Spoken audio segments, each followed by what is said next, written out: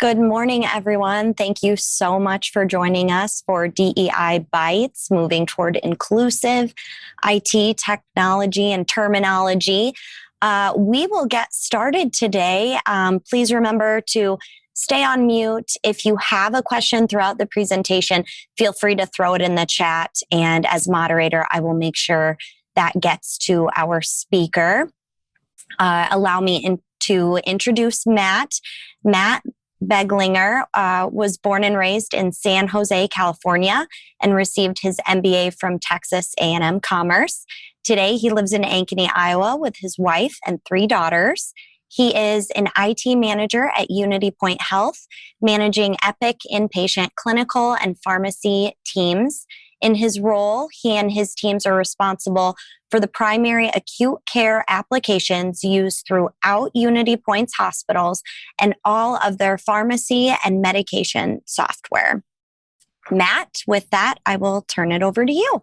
Awesome. Thank you so much, Cassandra. And I did want to just kind of put a plug in here and say thank you so much for the partnership and the support and bringing this together. Working with the TAI has been awesome. So the partnership on these important conversations is awesome. So thank you so much for what you're doing in the state and all of your support. We couldn't have done it without you. Here on this slide, I'm going to pause for just a second, and I want to kind of leave this slide up here just for a couple seconds. You may recognize some of these names. I think you're going to recognize most of these companies and these organizations, but this is our subcommittee. So this is the group of individuals that work together to put this together today, of course, with support of the TAI.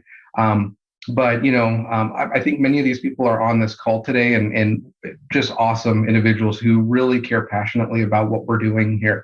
So really appreciate all that they've done to make this happen. This was definitely a collaborative and a team effort. So kind of a virtual round of applause for these individuals. So thank you. Okay, so obviously today's conversation is around moving toward inclusive IT terminology. My encouragement as we go through the material here is, we're going to go through a number of details. And my encouragement is you definitely pay attention to those details, but don't get too hung up on the details. My encouragement is to really think and listen for themes and just overall large kind of themes. And so the 3 that I always hear when we're going through this material is empathy, choice, and change. And so I think we're going to continue to see those 3 themes continue to present themselves. So I think if you leave today around those 3 themes and in respective of the conversation and the topic, I think you'll get a lot out of the material today. So empathy, choice, and change. Okay, so before we get too far, I do want to do a couple of housekeeping items. First of all, I want to thank everyone so much for joining. I know this is a very busy group of individuals. So the fact that you're here today is awesome. So thank you just for showing up. Amazing. So thank you for doing that and carving out time in your day to be here and be part of this conversation. So thank you, thank you, thank you. Number 2, I want to just go over what you can expect real quick from this 1 hour. It will be jam-packed, and I'm going to do everything I can to keep us on track, but it's going to be a jam-packed 1 hour. I guarantee that.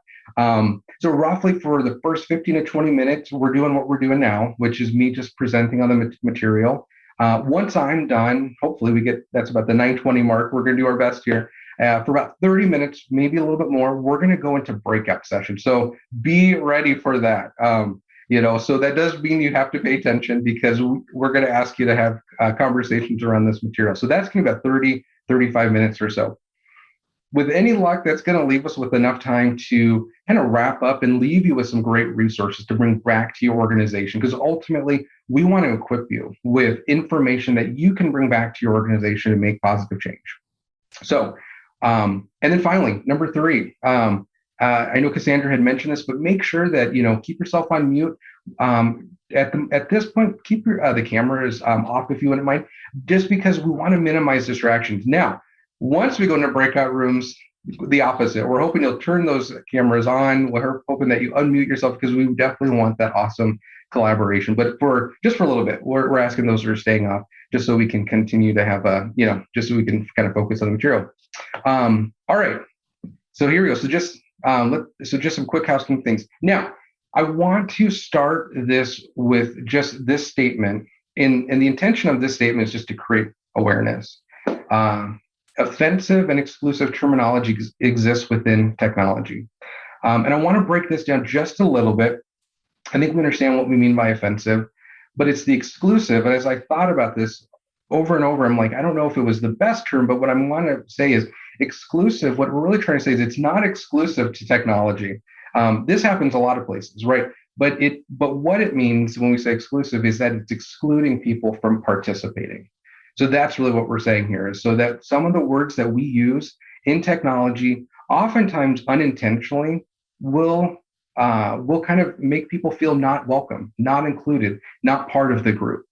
And as we go, we're going to go to a few slides here where we kind of talk through the issues with that. But there's definitely, obviously, there's some issues with that, and there's some negative impacts that the organization is going to experience. So our goal, right, is to, of course, not offend people, but more importantly, it's going to be to make sure that our team members and everyone within our organization feels included, because so important. Our best work comes when everyone is able to participate.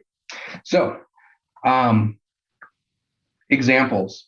I think we've all probably seen, heard, or said these. I will be honest, I probably said all of these and really never intended to be offensive or to exclude people by using these terms, but I've done it. And that's it, because these are very much ingrained in the technology space. And as you kind of look through these, you're like, oh yeah, no, I recognize these. I've seen these a lot.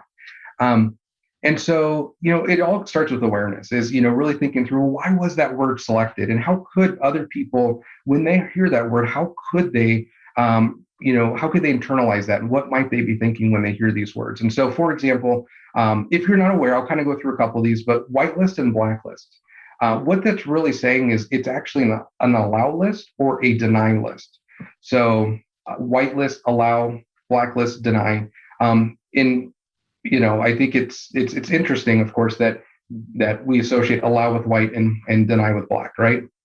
So that one takes a little bit more explanation. But when you get into master slave, we see this a lot. I don't think we mean to offend, but I've used these terms just because they're very common terms to be using. I was thinking about this, and when I was a kid growing up in California, I used to build tons and tons of computers. I don't know, I loved it.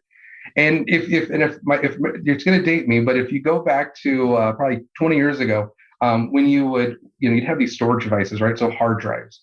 And you have these, I think they were called IDE cables, right? And so they had one goes into the motherboard, and then you got these two more plugs. And I think the middle plug is called the slave device, and then the final one is called the master device.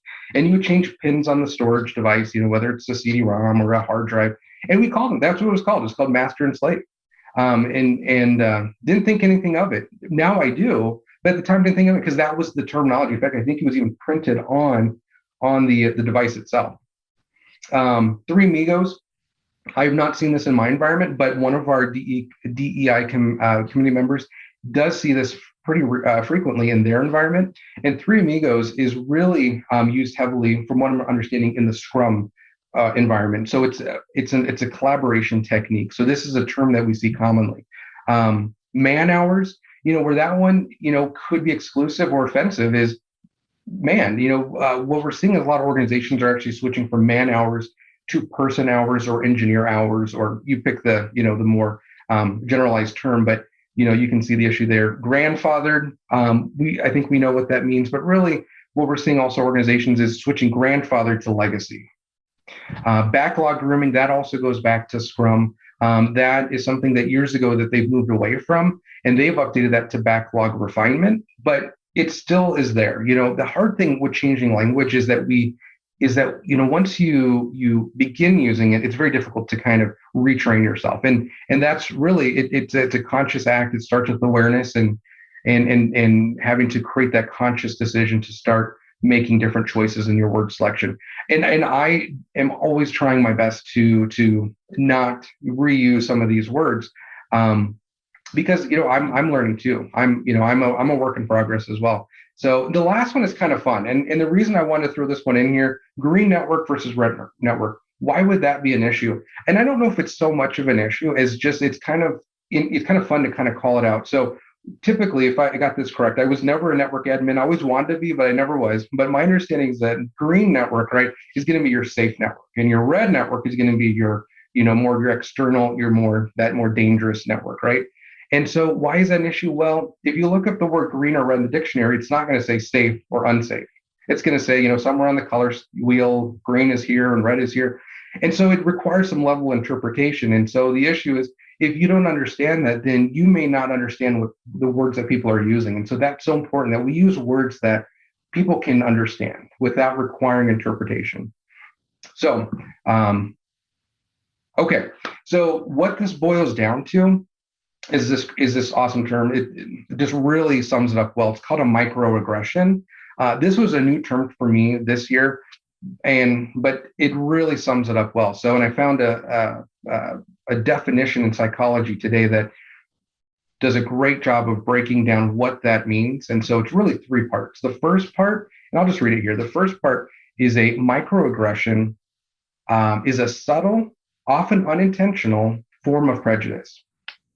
The second part of it is these individuals may not have intended, so those that use these words, these individuals may not have intended to offend anyone. And I think that's true for all of us. We're not trying to offend anyone, but these individuals may not have intended to offend anyone, but the comment or action still reminds the person who receives the microaggression that they are not fully accepted or trusted in the community.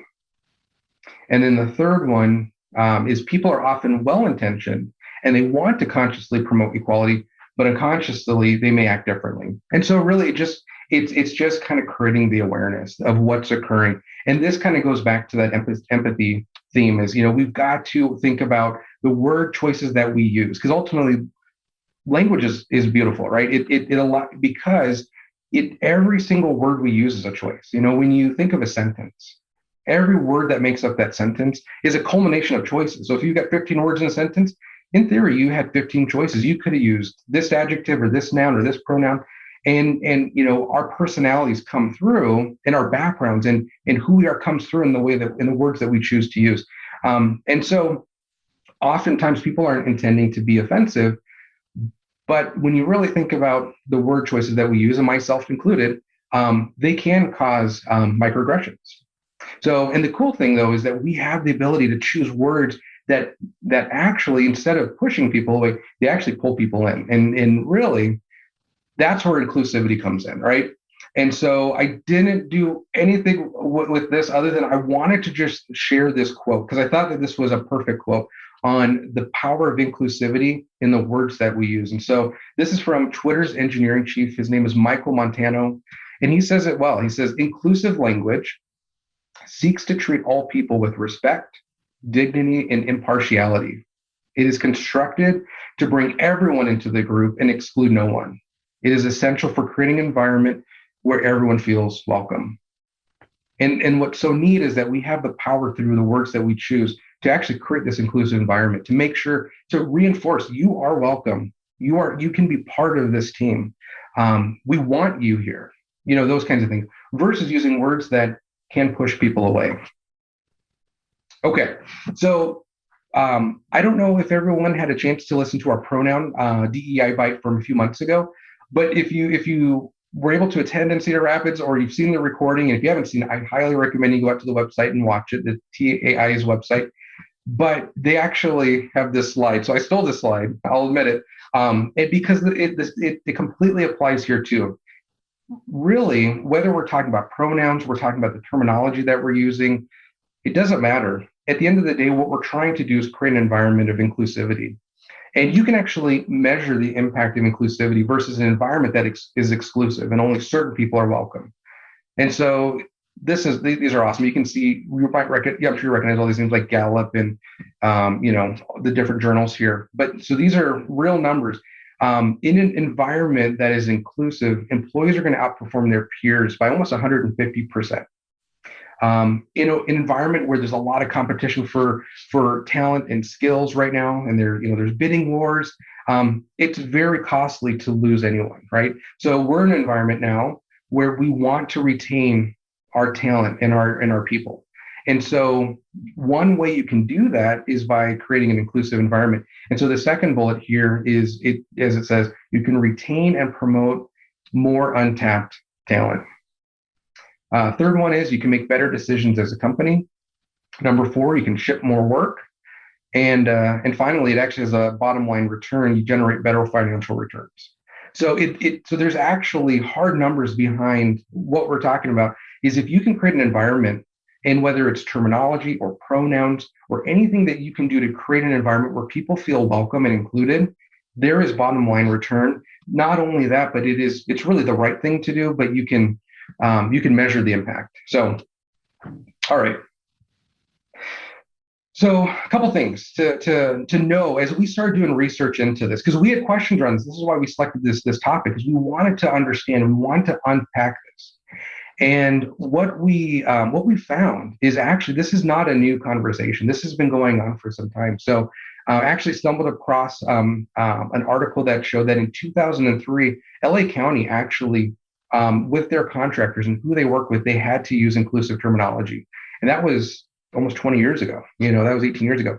In 2003, SCRUM, as we mentioned earlier, changed terminology from backlog grooming to backlog refinement. So updating the terms that they're using to be more inclusive. But as you look at this timeline here, you can really see. So 2014, Drupal moved from master and slave to primary and replica.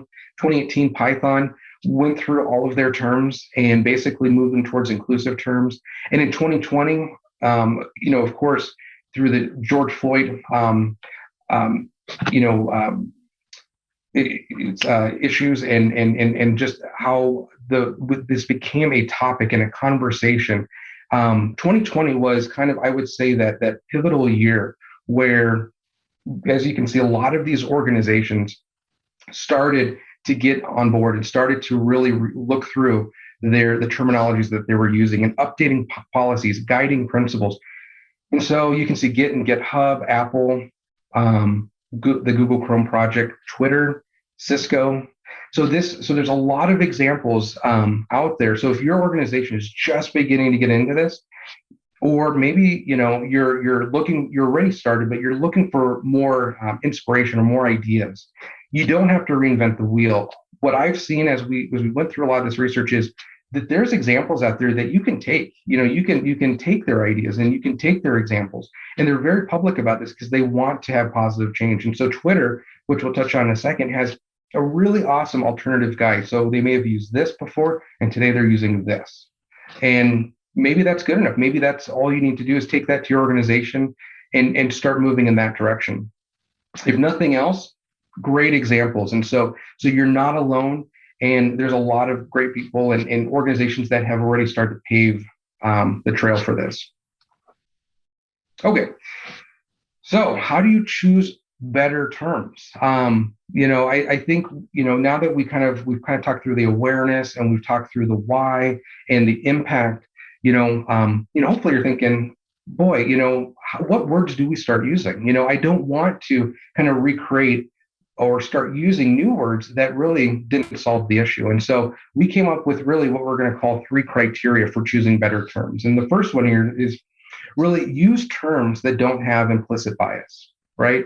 They're not racially charged. They just don't have that implicit bias. So hopefully that one's obvious. But the one that I actually, the next two, a little bit less obvious, and it's just beautiful because the second one is really use words that actually describe what you're trying to describe.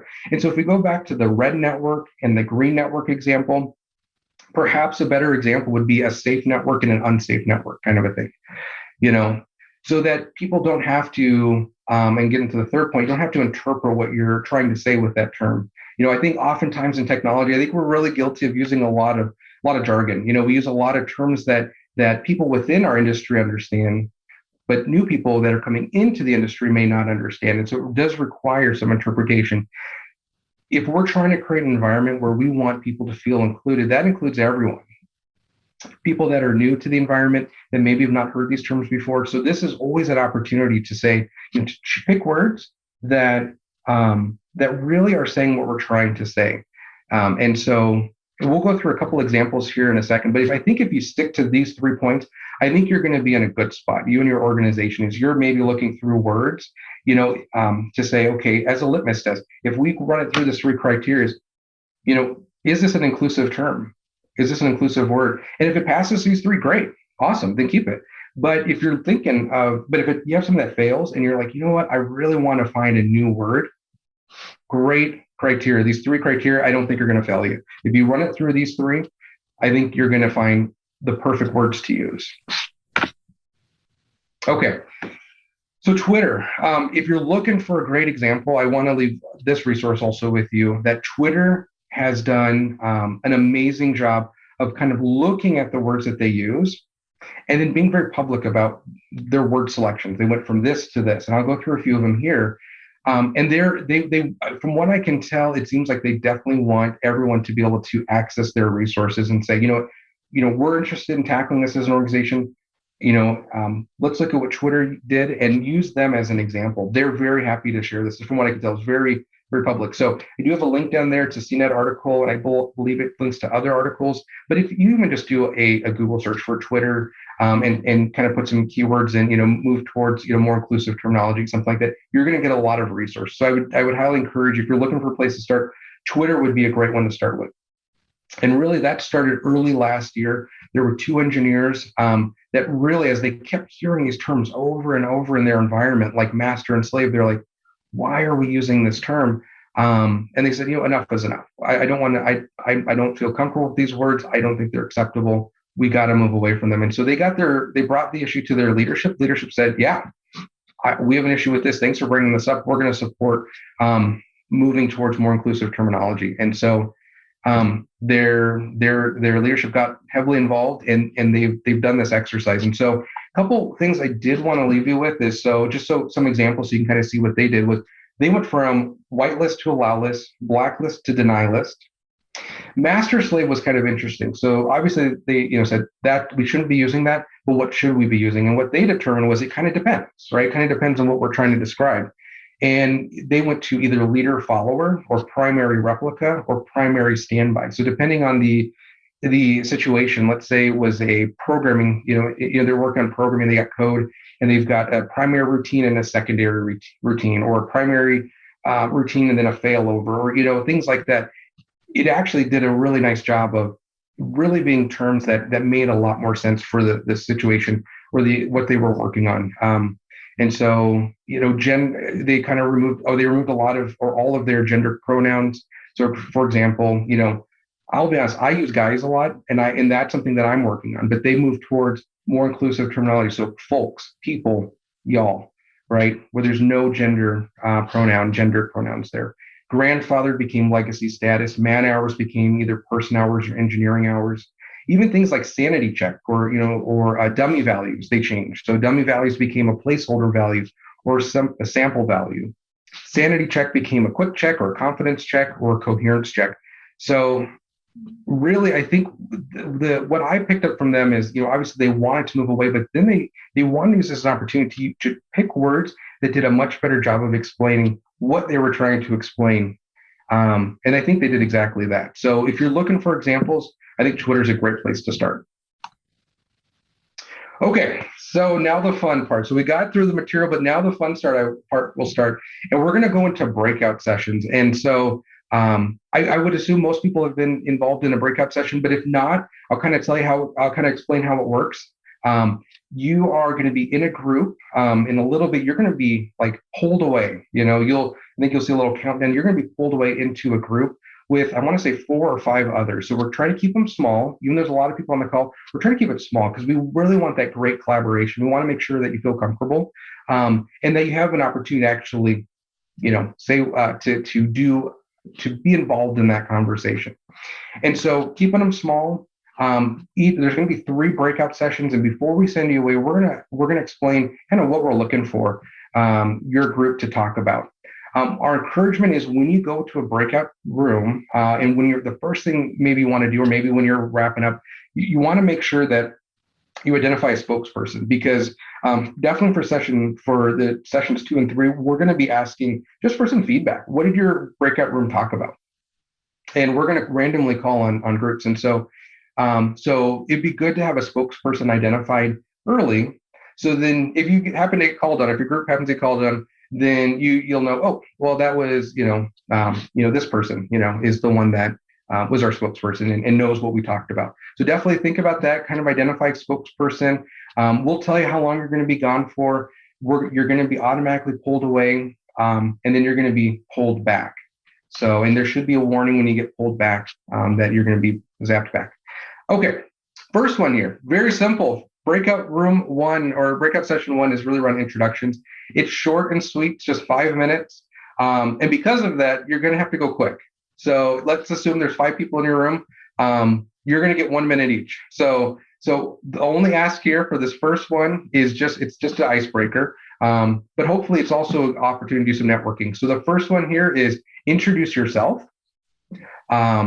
which organization you're with, what your role is with the organization, and then simply where is your organization on this journey? And it's got some examples here. Are you not started? You're ready to start. Maybe you're on your way. You're leading the way. That's it. So just quick introduction, where your organization is in this conversation, and you'll be pulled away for 5 minutes. So right now it's 9:26. So we'll plan to pull you back about 9:31. Have fun and have a great conversation. I think everyone's back, which is awesome. I hope that it was a great conversation. I hope that you were able to, go through this, introduce yourself, get to know someone new that you maybe hadn't known before. So that would definitely be the goal. I think we have some time to kind of ask, a group to see, did you meet anyone new first? And what did you find out in terms of what was the feeling in the room in terms of, have organizations started this conversation, or is this a brand new topic within most of the organizations in your room? Who would be comfortable? What group would be comfortable kind of sharing how the conversation went? Hey, Ben, this is like Brown. Aaron's going to go for our group. Oh, wonderful. Aaron. Hi there. In our group, everyone was a new person to me. So I got to meet 2 new people I actually heard speak. And then there was a 3rd new person that I haven't met. And we had kind of a variety, I would say, of where people and organizations are at in their journeys, from, just starting to investigate to maybe have dipped a toe in to, the organizations really behind it. So really a variety. Awesome. That is wonderful.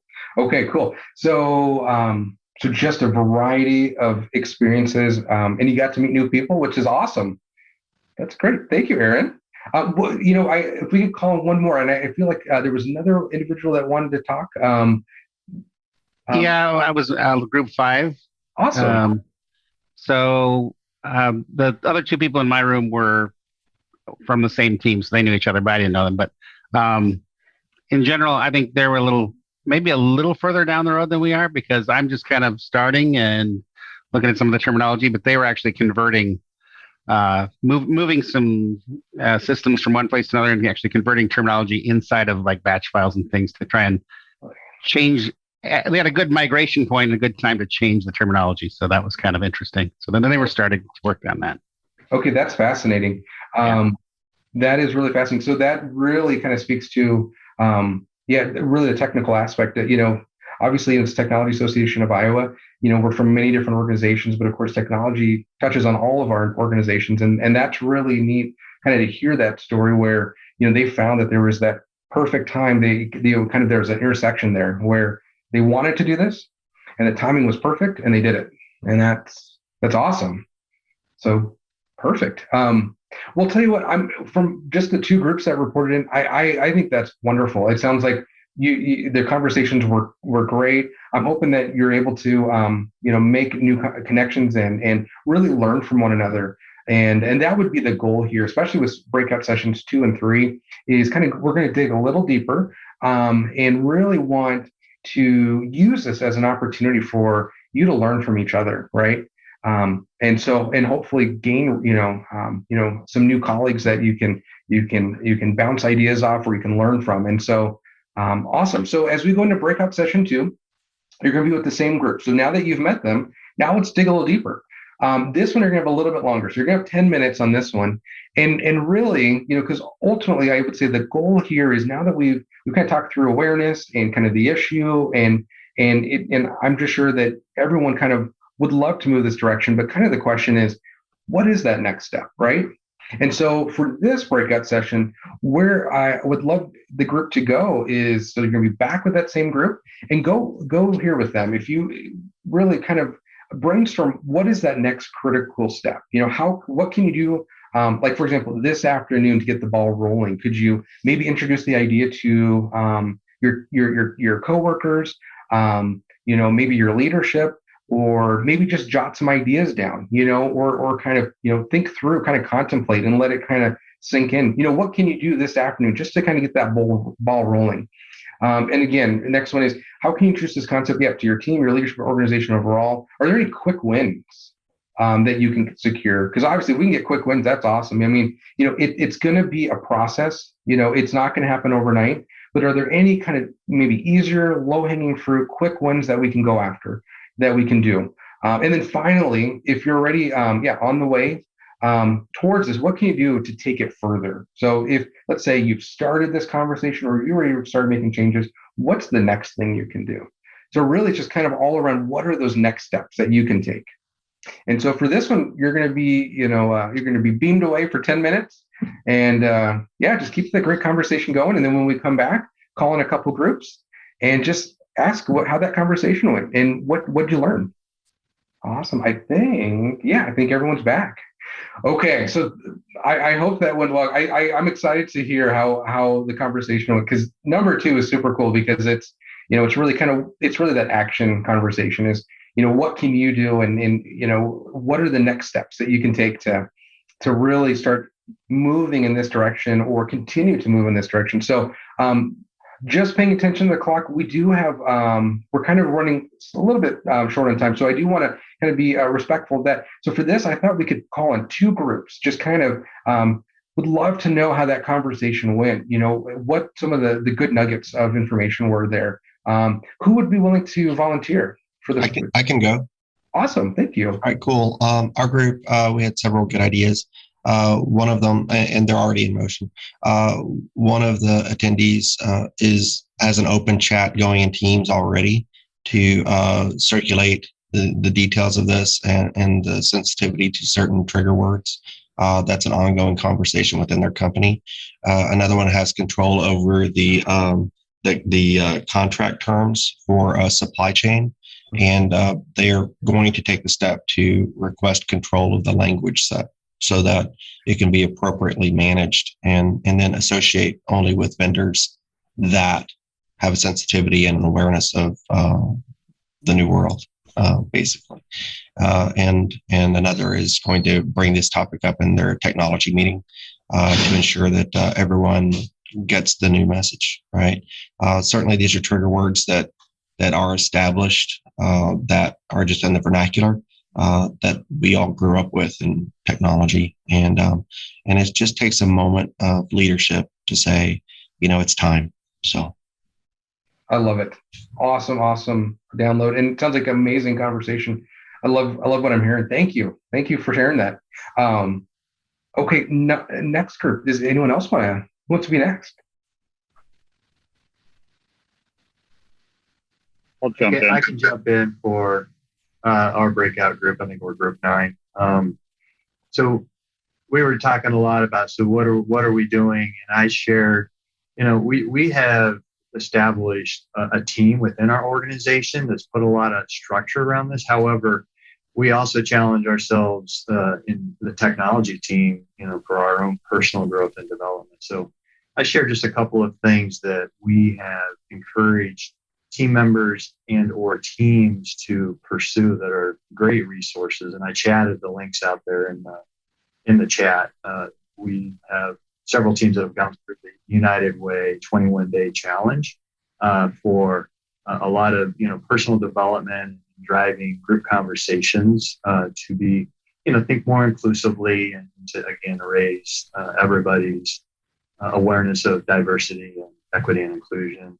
And then the Harvard implicit bias assessment is an interesting set of online quizzes folks can take to kind of get a little self-awareness growth and implicit bias and decisioning that we all would experience. So I shared those in our group.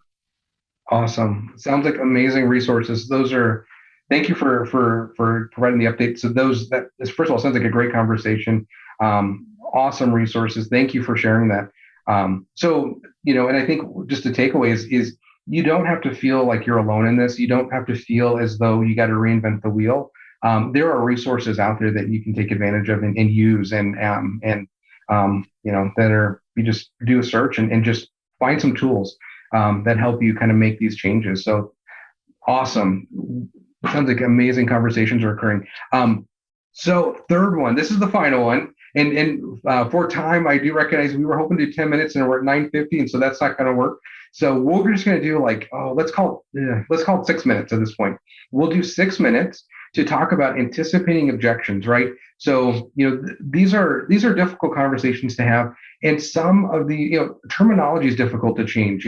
It's very difficult, when you start using certain words and they're just ingrained, and it becomes automatic to really kind of move in a new direction and start using new words. It's very difficult. It may be in documentation that needs to be updated. And so the change takes time. And there may be people that don't really understand why we're doing this or what the importance is. And so really this third one is really going just a step deeper into anticipating objections. So as these conversations occur and as you go back to organizations, what are some anticipations you think you might run into? And what are some ways that you could see overcoming those, any solutions or ideas? I'm hoping that the small group can kind of talk through what that might look like and some different ideas and solutions. So that's really what this one's about. So it's 9:51. Let's do 6 minutes to give us a couple minutes in. So we'll come back at, let's say, 9:57. And love to hear what y'all come up with. Let's get started. So here's the thing. For the sake of time, I would love to hear from everyone, but unfortunately, due to time, we're not going to be able to hear from everyone. So what I would love is to hear from one group and how the conversation went, just one group that hasn't yet had a chance to share yet. Who would like to be that group?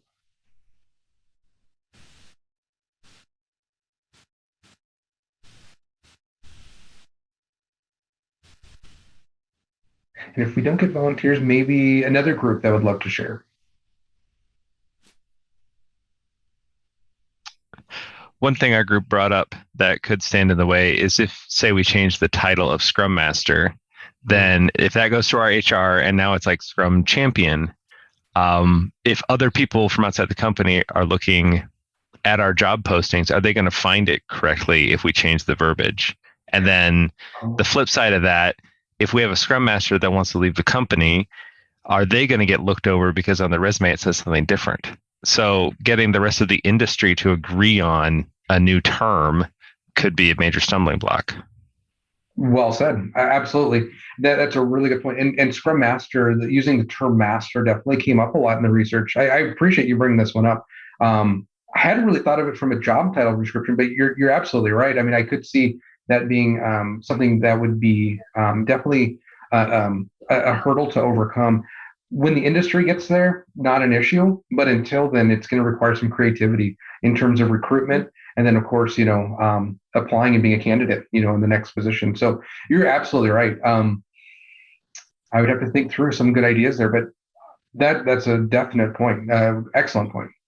So thank you for bringing that up. Hey, we only have 1 minute, and there's a couple things I would love to go through. Couple things. Just want to do a quick recap and just say, just as we know, this matters because really you can boil it down to, we want to create inclusive environments in our organizations. There's a lot of benefits for doing that. And we know this, the data points to that. It's the right thing to do, but the data also says, hey, this makes a lot of sense. Just want to reinforce that idea that, and create that awareness that there is terminology that is offensive and exclusive, and it does make people not necessarily feel included and part of the organization. And that's an issue. And moving forward, I really think it starts with kind of understanding where your organization is at, beginning those conversations, going through the awareness, sharing resources, keep the conversation going. Okay. And We do have some links here. So when the slide is, when this eventually is published on the website, you'll be able to access these different links. Found some really great ones here, some fun ones that you can dig into and really kind of learn more and more about it. So have these resources available. Finally, I know we're right at the hour, so if you have to drop, I understand. But there were two things that came up in the chat that I did want to talk about real quick. One was Tej, who was able to join, had mentioned that he actually had a candidate who, really great candidate. It sounded like he wanted this individual on his team, but the candidate actually ended up getting passed over, or ended up kind of, stopping the process when they started using words like, if I'm understanding, green network versus red network. And green, it kind of had this negative connotation about being green, is what I'm understanding. And so, so he saw that firsthand.